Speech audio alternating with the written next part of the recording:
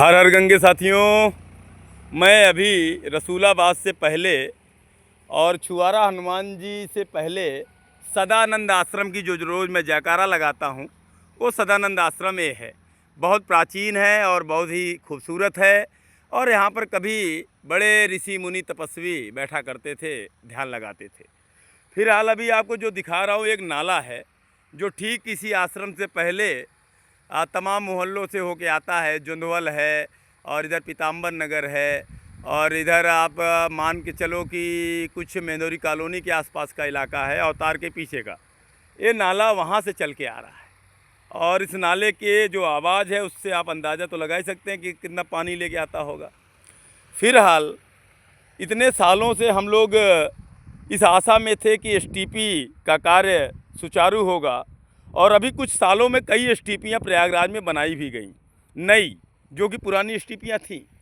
लेकिन आज की तारीख में मैं ये देख रहा हूँ पूरे माँ गंगा के बेल्ट में कि जो नाले थे वो तो हैं ही, अब कुछ ऐसे नाले बनाए जा रहे हैं जिसमें कई नालों को आपस में जोड़ दिया जा रहा है और उनको जोड़कर एक बड़ा नाला बनाते हुए इस तरह का पुल बना दिया गया, आप देख सकते हैं।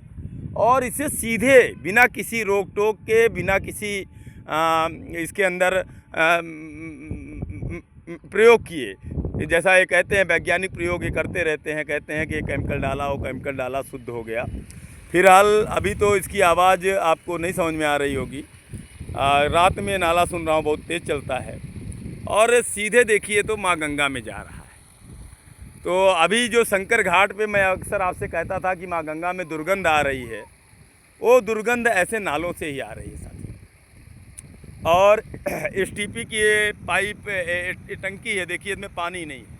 ये पता नहीं कितने साल से एसटीपी की टंकी मुँह चिढ़ा रही है और ये आप किसी में पानी नहीं पाएंगे साथियों, क्योंकि अब इसमें पानी जाना पूरी तरह से बंद हो गया। अभी जब से रोड का निर्माण का काम चला है तब से अब नालों को सीधे माँ गंगा में डाला जा रहा है और ये एसटीपी की जो टंकी हैं ये अब एसटीपी तक पानी पहुँचाने का कार्य नहीं कर रहे। अब इनका कोई कार्य नहीं है, आप देख सकते हैं पूरा खाली पड़ा हुआ है। आप बाकायदे देख लीजिए, सूखा है, खाली है।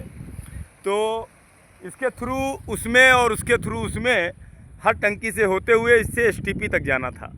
तो भैया इतने साल से अरबों खरबों की योजनाएं चल रही थी और मैं एक बात अक्सर बोलता था 5 साल 6 साल से कि जब हम नाली नहीं बंद कर सकते तो नाला क्या खाक बंद करेंगे। हमने नालियों का समूह बनाकर एक नाला बनाकर उसे गंगा जी में भूमिगत करके डाल दिया, लेकिन आप देखिए तो जो एसटीपी का प्लान है वो पूरी तरह से फेल है, पूरी तरह से फेल है। तो बस इतना ही कहना है, बड़ा दुर्भाग्यपूर्ण है। हम देश दुनिया को बुला रहे हैं प्रयाग माँ गंगा और यमुना में स्नान कराने के लिए, तो पानी छोड़कर हम उनके स्नान को पूरा कर दें, ये कितना पर्याप्त होगा अगर 12 महीना माँ गंगा और यमुना इस तरह की स्थिति से जूझती हैं। तो इतने सालों में अरबों खरबों की योजनाएं हम क्यों बना रहे हैं, एसटीपी के नाम पर हम देश को धोखा क्यों दे रहे हैं, ये समझने की आवश्यकता है। फिलहाल माँ गंगा को तो हमने बांध दिया है पत्थरों में और इससे गंगा का कितना भला होगा अब ये देखना बाकी है।